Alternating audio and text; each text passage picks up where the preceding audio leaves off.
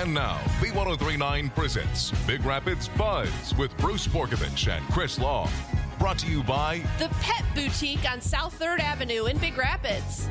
Paris Creek Jewelry in Paris. Purely Clean Services in Big Rapids. Barreton Firearms and Training Center in Barreton. 911 Restoration serving all of West Michigan. Gilbert's Carpets plus Color Tile in South Big Rapids, as well as Benton Baker of Big Rapids, and Big Rapids Realty Susan Bean in Big Rapids. along with support from the community. The opinions expressed are those of the hosts and guests and are not necessarily those of Up North Radio, its staff, management, or sponsors. Just hold on. I'm coming. Good morning. Welcome to BR Buzz. It's Monday, it's the start of a new week. We've got an interesting show, I think. I hope. I've got my neighbor and buddy Mark here in segment 2. We'll talk to him. Something that's of great interest to a lot of people in our listening area. Bob, what are we? Is it 7 counties, 9 counties, something like that, Something right? like that, yeah. This show goes to. So we're in a rural outdoor area, and we're going to have some stuff that's pretty interesting. But we're here, Big Rapids Buzz, WBZX, Big Rapids, B1039. And to start with, I attended a meeting this week. It was the local Republican convention. That was the first part of the meeting. And in the second part of the meeting, we had some county commissioners there. We invited, I'm not sure how many exactly. I know that I knew Randy Vetter, who's one of the newer commissioners, was invited, and he committed to coming. And Chris Jane was invited. We thought he was coming. He didn't not come, and could have had a personal issue or something. I don't know. We were hopeful that he was there, a bit disappointed that he wasn't, but that's how life goes. And then Linda Howard, who's been a commissioner for a long time. And so Randy and Linda were our 2 county commissioners, and we had a chance to ask some questions, and I got to fire off right out of the box with the question, and I want to get it right, so I'm kind of reading it here. This question was posed to both commissioners. 2 former CIA directors, Panetta and Pompeo, state adamantly, and this was within the last 2 weeks, state adamantly that, quote, these plants are dangerous to our national security and ought not be built, referring to the proposed Goshen plant in Mecosta County. Yesterday, and this, of course, this post was from a few weeks ago, but let's just say recently, the current director of the FBI, so this is the current director under Biden, so this isn't a partisan issue. The current director of the FBI stated that the CCP and their attack on our technology, that would be our cybersecurity and our intellectual property, and this was his quote, because I like to quote facts. I don't like to hear what someone else has said and then repeat it without checking. His quote was, "It is the defining threat of our generation." So when I hear, 2 former CIA directors and FBI directors say these things, pretty impactful. And the question was, based on this new information, developing information, has your support for the Goshen project changed? Because initially there was, I think, unanimous support for the project at the county level with our county commissioners. And I got to tell you, just getting to know Randy Vetter, but I got to tell you, I was really pleased and impressed with Randy's answer. So I think it's human nature, if you're in a position of authority, of a power, however you want to view that. If you commit to something, if you say something, I think that it's hard for a human, whether it's ego, whether it's pride, whatever you want to call it, I think it's hard for a human to say, I've changed. Because, of course, then you stand the chance of, you never say what you mean. You said this back then, and now you're saying this. But I think a sign of wisdom and maturity and humility and leadership is when a person can say, this is my position on something. This is how I felt. And now I've learned more. I've listened. I've taken a look at both sides. New information is out there, and now I feel differently. And so, again, we had Linda Howard there, Randy Vetter. Both people were asked that question. And I think Randy hit a very sincere home run. I hate to say he hit a home run because it could be, someone could say, well, he was just glad handing the crowd. But Randy explained that initially he was for the project. Randy's a conservative, and I think it's safe to say, conservatives are certainly not anti-business. Conservatives want private business, private industry to take care of people, to provide income and jobs and stability and benefits, health insurance, the ability to buy a house, and those sorts of things. And I think, from the beginning of the project, I know I was no big secret here, folks. No one should fall off their chair when I say I was against it. I was against it for two reasons: the potential environmental impact and the security part of it. But to be honest with you, at that time, I wasn't real well informed about the security side of it. I thought, well, I don't think the CCP has our best interest in mind. I think they're a threat to our existence. But we've really learned a lot since then, and we have learned that this, proposed plant is a subsidiary of a Chinese company controlled by the CCP. So Randy explained that he didn't really go deeply into saying philosophically he has examined the facts and changed, but what he said, and what makes me really proud of him, is that his job is to listen to the people. He said when this whole thing started, he did his own informal poll, nothing official. And he felt, based on the people he talked to, that he found about 60% for it, 40% against. And that's a big part of why initially he was in support of the project. He has since checked with people, listened to people. He saw the results of the poll that was done in Green Township, where the proposed project is active, and saw that well over 70% of the residents of Green Township were against it. And his answer was basically, listen, my job is to represent the will of the people, and I've determined and discovered that the majority of the people don't want it, and my job is to represent the people. So it was interesting. He didn't really explain internally, personally, how he felt. He talked about what his job as a commissioner is. And I've got a buddy of mine who said years ago, his dad said one of the scariest things he's ever heard a politician say is, I voted my conscience. And when you think of that, you think, isn't that a good thing if a politician votes conscience? And he said, well, no, what's your conscience?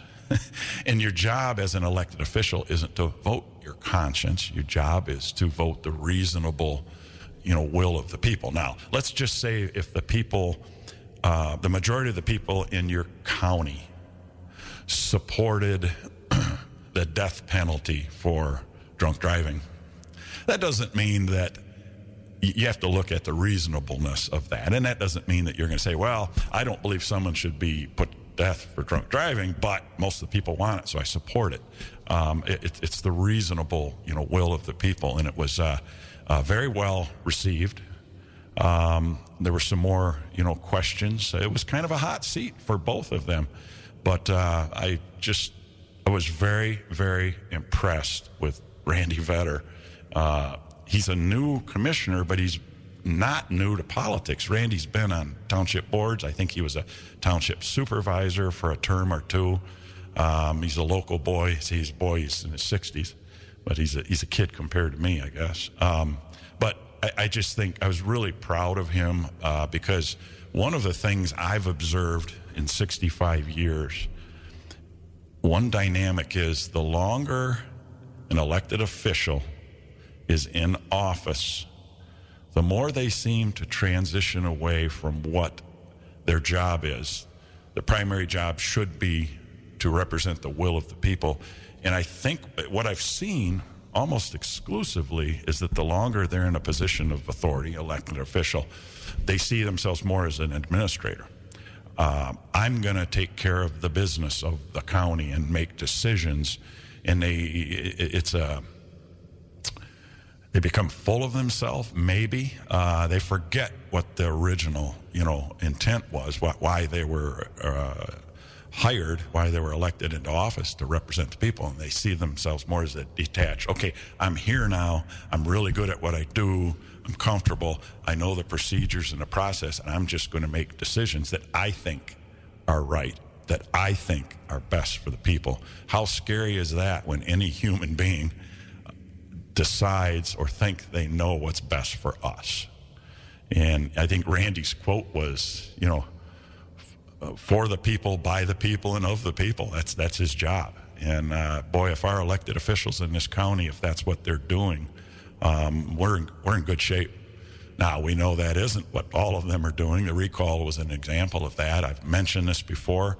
The recent recall was not about support for Goshen, because the people who support for Goshen have their reasons. And you can't argue that if it brings jobs to this county, that's a good thing. You can't argue that. To me, it's a set of scales. You pile up the negatives, you pile up the positives, and where does that scale go? And in my mind, the scale is tipped far on the no Goshen side. But I respect and understand the pro Goshen folks and their reasons. But I don't want anyone in a position of power to decide for me that it's a good idea or not a good idea. If I was a pro Goshener, I don't want individuals deciding what's good for me. That's, should be the will of the people. So, Randy, you're probably not listening, but if you are, or if you know Randy, give him a pat on the back. And he really was it was a tough spot. And it was a tough crowd. It was respectfully done. I was proud of everyone there. Randy gave a well-explained answer and actually answered the question. The other candidate really didn't do that until she was pinned down. And her answer was that she's, her mind hasn't changed, still supports the project, even in light of the things that I brought up, the new security concerns. So enough about that. People out there are thinking, oh, he's talking about Goshen again. He must not be very bright. And I'm here to tell you, I can go back to a few school districts, and I can get records where I've been tested, and it will confirm that I'm not too bright. Absolutely.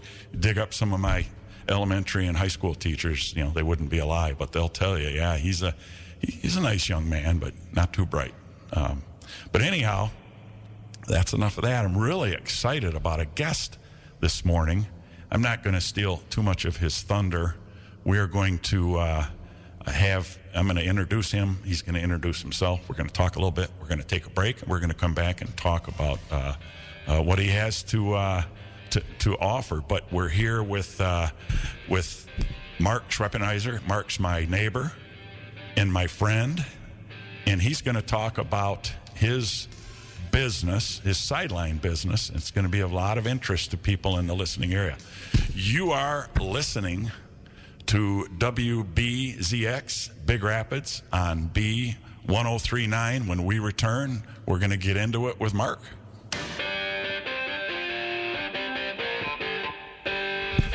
Good morning. You are listening to WBZX Big Rapids on B1039. This is Bruce Borkovich on the BR Buzz. I forgot to mention Chris is not here this morning. Unlike an old retired fellow like me, Chris has to work. And Chris is a busy guy, but he's working this morning. And we typically get together at a different time to try and tape something, and it was just a crazy week. So, Chris, look forward to seeing you this week, next week, get back on track. But I'm here with my neighbor and friend and fellow hunter, outdoor enthusiast, Mark Schweppenheiser. And Mark, I'm not going to butcher the name of your sideline business or anything else. I'm going to bring you in. Maybe you could start off by telling folks who you are, your education, your experience, and then what you're doing with this sideline business. And then we're just going to talk more about it because we're into middle of February. This is a perfect time to start talking about land management, land development. So here, I'm passing it off to you, buddy. Here we go. It's all yours. Well, thank you, Bruce. I appreciate you having me here on the show. So my name's Mark Schweppenheiser. I own MS Whitetail Habitat Management. Flows right off the tongue. I mean, that was nothing like having a short name. But, you know, what I try to help people do is, you know, increase the habitat and their hunting potential on their property. I have an associate and a bachelor's forestry degree from my previous life. I also have a master's in urban and regional planning with kind of that environmental focus. In the past, I'd lived out in Colorado for about 10 years, and I've worked for open spaces, which are kind of like parks and things like that. And we did a lot of wildfire mitigation, which means I got to cut a lot of trees and things like that. So I feel, you know, really comfortable around a chainsaw and things like that. And when I came to Michigan, I kind of came for a job, and at one point I was able to buy 40 acres here in Mecosta County. We had actually, my wife and I had rented that place for 2 years, and then I bought a house, and a neighbor of mine, Dave Tassoni, the late Dave Tassoni, gave me a call and said, hey, the place next door is available, and he's selling it. And the person who owned the property before, Gary Stratz, he actually let me hunt that place when I rented it. So, you know, I killed a pretty nice 8-point there with my bow. And I knew the place had potential, but I mean, it had good bones, but it had a kind of a long, long way to go.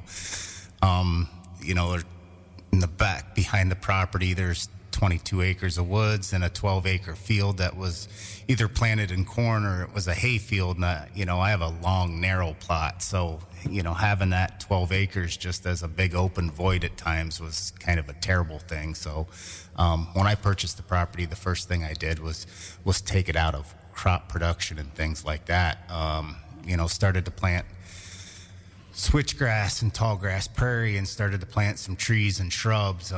You know, and within a couple more years, I'd always looked to try to have a timber harvest done on the property. It was a lot of basswood and red maple and things like that, not a lot of value. So it took me quite a number of years, and I finally found Park Sawmill. They also cut timber and things like that, and had that accomplished, and that's what really kind of, you know, jump-started kind of reset and succession, right, and having the type of habitat you need to actually hold some deer. It's a big some food. project. I knew that property somewhat. Matter of fact, there's some real history on that property. Yes, there I'm is. not going to go deep into it, but I can tell you one of the most successful undercover operations in the history of the Department of Natural Resources. A good friend of mine was the undercover operative and made a huge bust. This was quite a few years ago, but it was having a tremendous impact on the resources there and the number of deer. It was a commercialized deer poaching, selling, you know, commercialized. So place has got a lot of history. Yes, yeah. So we decided to go a little different way with it, and you know, and really increase the habitat and opportunity. You know, I have a son now that's 16, and he's into hunting and things like that. So, you know, shortly after, you know, buying that property, so we've lived there for 10 years now. And that first year, I actually rented equipment because I mean, I didn't have a tractor or anything like that. Well, you know, I rented equipment for 1 year and then bought a tractor and all the implements and things like that, and started to realize there was an opportunity there to help people kind of create habitat. And getting on more people's property, I mean, it kind of snowballs into, I always talk about working on your craft. If you work on your craft for 10,000 hours, you become an expert. So one of these years I'll become an expert. But, everything I recommend and things like that, for my business, and, I've done the, the switchgrass, the tall grass prairie, the pollinator. I mean, I even planted some giant macranthus this past year just because, I mean, there's always there's always the opportunity to create edge, to create diversity, things like that. I mean, that's my natural resources kind of background is, you don't have to look too long into the past to see, the chestnut blight, emerald ash borer. Oh, yeah. I mean, you really, and most of the properties you visit probably have 10 species or less. Yeah. On that property, depending on how big it is. Very and things true. like Yeah. that, So on my property, I'm focusing on diversity. And we've been pretty fortunate so far. Most of the diseases and pests, attack one species. We're gonna find a species that attacks a bunch of Eventually, of different types of trees and things like that. Yeah. And how you insulate yourself obviously is to have that diversity. Absolutely. Also with conifers, shrubs, trees. Yep. And new aggressive growth. People look at a huge, giant maple tree and think, oh, it's amazing. This has got to be so good for the animals. It does nothing for the animals. If that tree is cut down 2, 3, 4 years later, it's a jungle around it. Things that are in the soil that have been there for 10 years start growing and provide browse and cover. New aggressive species that perhaps would be more resistant, to a bug pop up. So let's do a quick ID here. We're going to keep talking. This is good stuff. You're listening to WBZX Big Rapids on B1039. And Mark, you really, I think really laid some great groundwork. You didn't read a book or a manual or go to a seminar and then buy equipment and start going out on other people's lands to tell them what to do. I know because I visited your property all these times, and you went and did it, and you know what works, what doesn't. I tried this, it didn't. I tried it the next year, I did it differently, and it did. No, absolutely. I always tell people a year's a long time to wait if you do it wrong. Yes, it is. With food plots or things like that. So yeah, it's a lot of fun to help people, kind of reach their goals and things like that. Because what I've seen is somebody will try something and it doesn't work and they stop. They just quit completely. Yeah. And that's I'm trying to let people know that there's kind of a better way to do things. Yeah.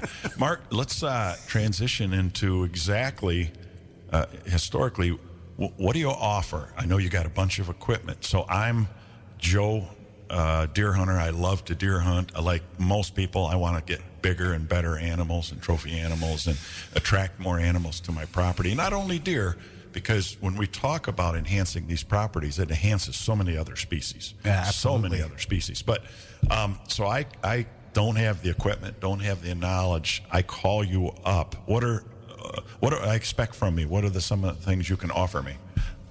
So usually when I start with a consultation, I want to find out kind of the nuts and bolts, how many people are hunting, what kind of species you have there. Is it all mature hardwoods? Do you have, any opportunity with fields, fallow ground?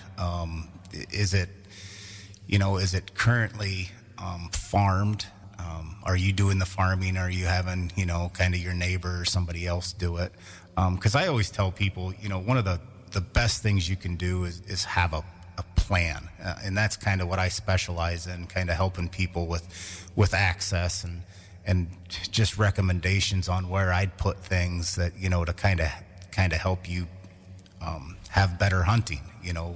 There's obviously a food component, cover component. There's water holes, things like that, travel corridors. creating sanctuaries, things like that. And I mean, it's kind of, putting some of these, common strategies together to have better huntability. Now, if you're a terrible hunter, you're probably going to spook a lot of deer, and I don't know that I can help you. Right. And I mean, I've gone to people's places where when I've done a plan for them, when I leave, I know they're never going to do anything. So it's a strange thing to have me there. I've gone to places and created plans for them, and they've sold it in 2 weeks. I mean, it's it's every level. What are you showing up with? So I call you. I want you to come out. What are you bringing out, equipment wise? What do I expect? So for the plan, that's usually just a consultation of where I come and visit with you for the whole day. We walk your whole property, whether it be 20 acres or 120 acres. I create it like an aerial photograph with all the improvements that I'm putting on there, and 4 or 5, 6 pages of text to kind of help you implement. That's kind of the do-it-yourself kind of guy. As far as equipment goes, I have a 38 horse John Deere tractor with tillers and sprayers, and a lot of people are going no-till. Although my only comment to that is I don't have a no-till drill, so I'm broadcasting seed. That is not the same as being no-till, right? And people should certainly kind of understand that. And and depending on your soil type, I've done it enough, and there's some strategies there to help it to grow, even if even when you're not getting as much moisture. Now, if you get no moisture, there's you have no control over that. But depending on your soil type, there are some strategies to help get that seed to soil contact be optimal. And let me cut in soil. In my experience, the number one mistake do-it-yourselfers do is they don't soil test, and they can spend hundreds and thousands of dollars on equipment and seed and time and everything, and get the same lousy result the other year. So I'm assuming there's some soil testing in there. Absolutely. I mean, that's the start to know what you need to add, lime, pH, fertilizer, things like that. One of the things a lot of people do, if they do have equipment, they love to till. Everybody loves the smell of dirt. I mean, you deep tillage and deep tillage, and I mean that is bad for your soil. I had mentioned, speaking of soil health, that's kind of a big thing nowadays, and better soil's gonna produce a better product. Like a nice heavier loam or things like that. I mean, depending on, loams are always kind of better for tree plantings, for food plots, kind of just about everything. But I had mentioned, farming practices and things like that. A lot of missed opportunity there for property owners is if they, rent that property out, is being able to layer food. Are you cover cropping? I mean, it's gonna, if it's in the right place to be able to capitalize on it for hunting, that's a great thing. It's also helping your own soil, and that's depending on what chemicals the farmers are using and things like that. I mean, but that's one of probably the most missed opportunities out there, is that layering of food in the agricultural sense. So when that corn comes off, if there's no food there, there's no food there. Yeah. And obviously food kind of drives where deer show up. Yeah. I mean, honestly. Absolutely. If you don't have any That's food, why we're doing this. You rarely have, have deer. Right on. Like So around us, there's a ton of ag, so it's even hard for us to compete. But there's other ways with, fruit trees and things like that, that's even a higher level of kind of food, because those deer can come and, our neighbor, Zach, when he plants 100 acres of cover crop, how does my 2 acres compete with him? I can't. You know, you have to use. That's where you have to use some strategy. Speaking of fruit trees, I'm assuming you'll consult and help a landowner if they're interested in planting fruit trees. You know me. I think I've planted at least 50 fruit trees over several years. I've planted chestnuts and you know, that's an ongoing thing. Is that something you offer? Yeah, no, absolutely. A lot of people buy junk, and what they don't understand is, and when I say junk, you know, I mean commercial species. What people don't realize is the orchards and things out there are spraying every 7 to 10 days, you know, throughout the entire growing season to get the good crop that they're getting. And you know, the habitat guys aren't, I mean, if you spray, you know, once or twice a year. Some none. I don't spray at all. I don't spray at all. Kind of, you know, it defeats the purpose. But, you know, that gets you into a whole nother thing. Like, you know, there's millions of wild crabapple, apple, pear trees out there. I mean, there's not as many pear trees, but, you know, when you drive around and look at crab apples, you know, once I start talking with people, they start actually noticing them. You know, you go for a drive right now, I can point out a couple that are, you know, still dropping in February, you know. Not that you always want them dropping in February, but there's that component that you can, I don't know, kind of help them through the winter a little bit, which, you know, in turn, a lot of times makes them show up earlier in the fall too. Plus, you're feeding pregnant does. Yeah. You're making your land home for those animals. When I planted a lot of pear trees, and why? It's no secret, because most people don't, and deer love pears. So, but I tried to strategically plant species that dropped at different times. I have some that drop in August and September, some in October, November, some December, January, because you're trying to make home for these animals.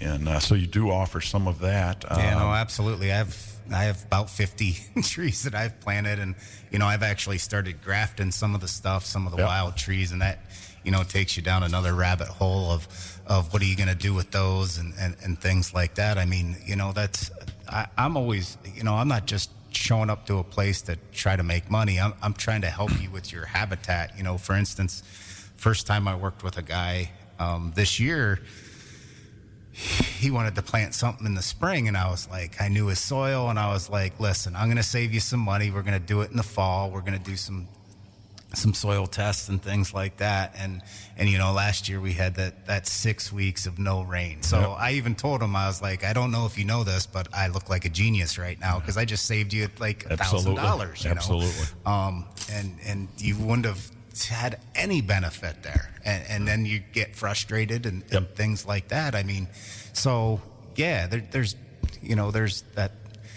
that component to where you've been to enough places, you can start to strategize how somebody can do better. Yeah. Because like I said, a year's a long time to wait. You know, if your fall plots, you know, fail, and I still every once in a while, you know, take a shortcut or whatever on my own. It's always on my own place. Yeah. And you know, like for instance, this past year, I had clover and alfalfa into a field, and I mean the deer had just beaten it down to literally nothing.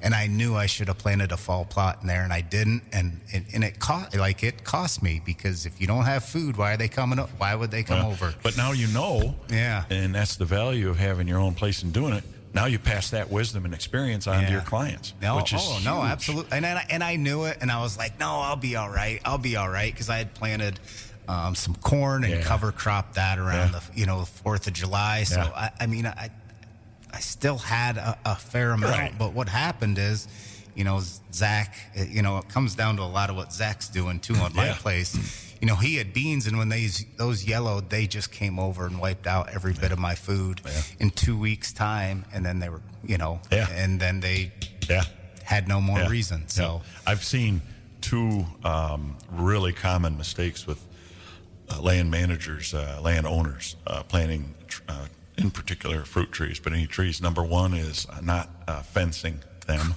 Correct. Because I've seen them spend $30, $40 on a tree, and a steak and all this stuff, and a deer will come by and take it right down to nothing in a day. And then in that first year and sometimes 2 years, at least weekly watering, depending on how dry it is. Those are the two biggest failures. Would you agree with that? I mean, you got to put your time in. Depending on, and then there's a vole guard too. Just, voles are depending on your soil and things like that. That's how I plant them, with a vole guard. Yep. And why, Mark?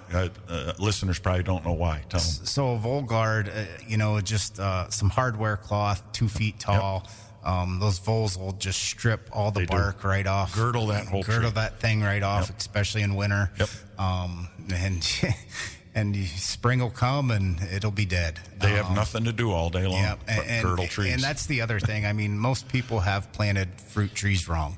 Bought them from Tractor Supply and things like that. And, one of the things, if you are buying them from Tractor Supply, it's easier to do a little Google search, like, that species and their disease resistance and things like that. I'm not saying you can't buy stuff, Freedom, Liberty, Enterprise, Apple. But those drop times are a little earlier too. Yeah. So once again, I'm always looking at diversity, even in, I'm doing the pears, the crab apples. Planted some chestnuts myself. It's always nice that, you got to put them in the right soil though, too. Chestnuts don't like wet ground, things like that. I mean, pears will, amazingly be a little more able to handle wetter ground, but, even some of the crab apples and stuff, I mean, they're literally grown in a stream at my place. They do. So one of the things you would offer, I'm Joe landowner, maybe myself, I want to do the fruit tree planting, but as part of your services, if you have a client, you would say, here are the species that are good for your soil type, for our region of Michigan, that will drop it. It isn't as simple as just plant some trees. You want them dropping at different times. It's not. And where you plant them, Where you plant them. Exactly. Earlier droppers, are by my archery stands, and if I, a little further, sitting on the grassy knoll can shoot a little further. Those later droppers, I might have them be 200 yards away, and just a little opening where I can, see from the Mark, before I knoll. forget, we're going to continue. We've got a few more minutes, just a couple. But before I forget, how does someone get a hold of you? Oh, so I'm on the World Wide Web. Name of the business again? MS Whitetail Habitat Management. Right. And you can give me a call at 231-679-1294. It's 231-679-1294. Excellent. Now, Mark, we've talked about some of the nuts and bolts of, food plots and trees, but I think your business also looks at a little bigger picture on land management. Talk about that a little bit. Yeah, so, I guess it's kind of that holistic approach. It's not only what your neighbors are doing, it's what you're doing. We talked a little bit about timber management. One of the best habitat tools out there is a chainsaw. But usually the prescription is dictated by what kind of timber and how big your timber is. A lot of people hear hinge cutting and they want to do hinge cutting. Well, if you have, 20-inch diameter trees, you're not doing hinge cutting. And, and this is kind of what I comment about that is there's so much stick there, you can't just cut that stuff down and let it lay. Literally, your prescription is to have a timber harvest to get that wood out of there. There's just way too much volume. Absolutely. Get the sunlight in. Yes. And it's incredible, the stuff that's in that soil waiting for some sunlight. And you end up with a jungle that not only benefits deer, turkey, grouse, woodcock, so many different animals. No, right? Absolutely. You'd be amazed what's in the soil from, when I did my harvest, elderberry and things like that. I mean, there were no shrubs of that anywhere. I mean, it was a fully mature forest, and it was, on the brightest, sunniest day, it was dark in my woods. It was, just overstocked and unmanaged. And that's what I see with a lot of timberlands in Michigan, is that it's been a long time since they've been actively managed at all. And it's always, there's tremendous value there. And I don't want people to discount that. Right. The one challenge with with timber is, you can also go decades where it's not great hunting, as it's maturing and things like that. Yeah. So there's always a kind of that balance there. And, sometimes I'm just encouraging people to do what they need to do to have a decent habitat, to have decent opportunity. I go back to, a year's a long time to wait. Well, if you don't, most of your opportunities based on habitat, you have the rut and things like that where anything can happen, but deer gravitate to habitat. Pheasants forever knows that. It's all about the habitat, stupid. It is. And it really is, if you don't have the right habitat, you're probably never killing a 4-year-old. Yeah, and you're probably not even a 3-year-old, and you might not even see many 2-year-olds. That's right. I mean, that's just the reality of it. The goal is a healthy herd, but the goal is also to have lovely ladies on your property. The big boys will show up. That's what you're doing. You can't expect to see the same number of bucks all the time, but it's amazing if you have a good, healthy number of does and fawns, those big fellas find them. Yeah, no, the bucks absolutely. show up. Absolutely. And like for instance, one of the clients I've worked with for a bunch of years, and I always joke because his property was the easiest I've ever worked on. I literally added a food plot, and he kills a bigger deer every single year in the early season. Like this year, his son killed a 14-point. I mean, it's just a sick Mecosta County buck. Wow. Literally about an acre and a half of a food plot. Screened it with some switchgrass. What did you put in there? If people are going to want to know. Just a diverse fall mix with not brassica. just one thing. Yeah, not just one thing. I mean, that's the whole. You go back to the whole soil health thing. I don't know if people have ever heard of Gabe Brown. But, he's kind of that soil health guru. And, once you get to, 7 different species, that's where that, that soil health, where you're really helping that soil. Yeah, great. One more time, Mark, how do people get a hold of you?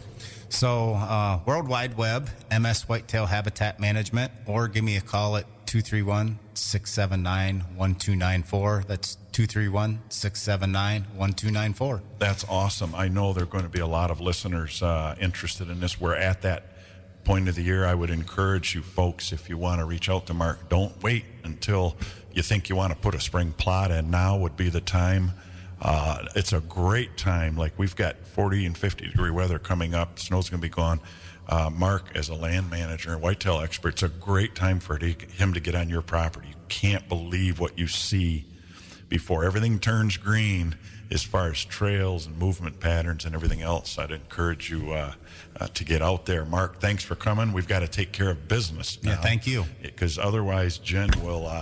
she's very rough on me. She not only will threaten me physically, but she'll hurt my feelings.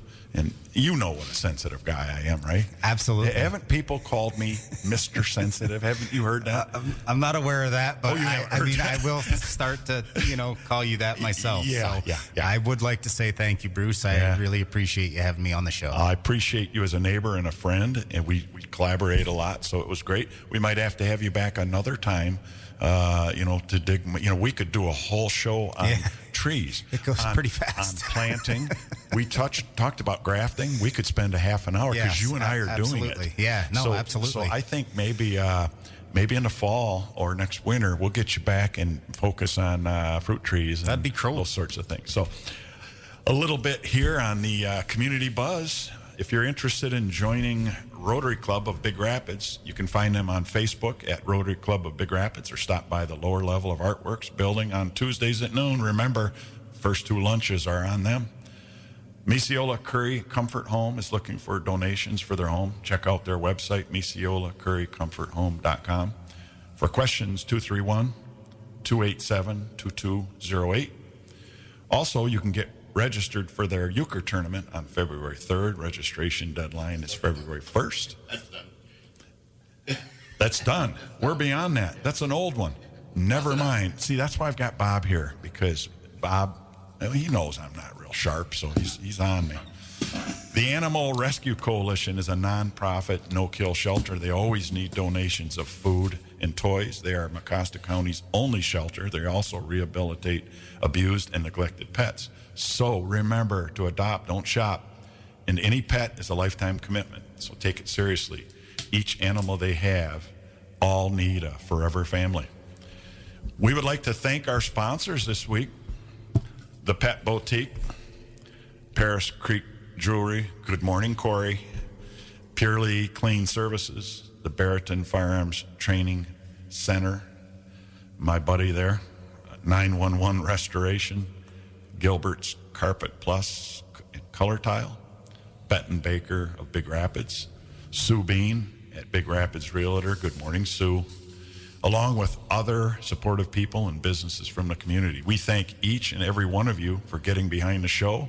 If you'd like to sponsor our show, the Big Rapids Buzz, call your best friend Jen here at B1039 at 231-796-1103.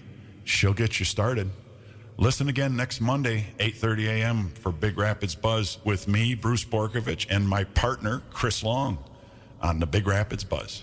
Listen again next Monday at 8:30 a.m. for Big Rapids Buzz with Bruce Borkovich and Chris Long. Brought to you by The Pet Boutique on South 3rd Avenue in Big Rapids, Paris Creek Jewelry in Paris, Gilbert's Carpets Plus Color Tile in South Big Rapids, as well as Benton Baker of Big Rapids, Purely Clean Services in Big Rapids, Barrington Firearms and Training Center in Barrington, 911 Restoration serving all of West Michigan, and Big Rapids Realty Susan Bean in Big Rapids. along with support from the community. Big Rapids Buzz, a presentation of B1039.